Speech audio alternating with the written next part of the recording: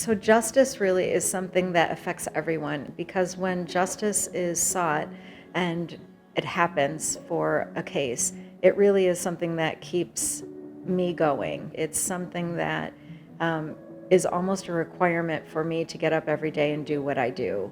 When I was young, I knew that I wanted to do something in the justice field. When I started looking at careers and started doing internships, I realized that my passion really was in justice for children and making sure that their voices were heard throughout the criminal justice system. And so I was really drawn to forensic interviewing because it's really a balance between the criminal justice arena and also social work.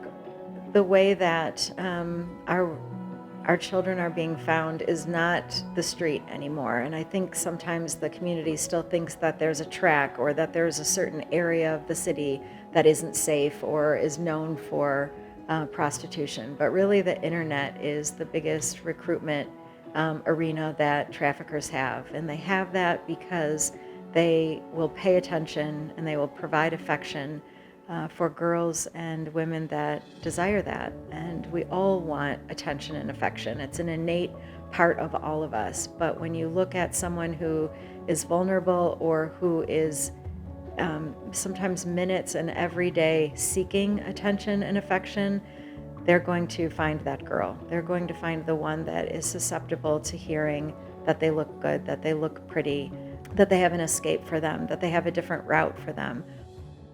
One of the reasons that I wanted to join Joseph was the fact that Joseph is talking about trafficking and making sure that people are aware that there is that still happening in our backyard, in our cities, in our small cities, in our communities. It's important to me that they know that.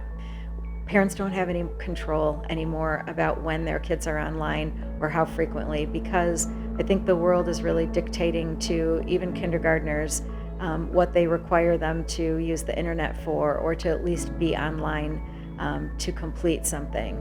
There isn't probably any video games that you can purchase anymore that is just player A plays player B that's sitting right next to them. It's all internet based. And so to try and protect your child from the internet is almost a mission impossible.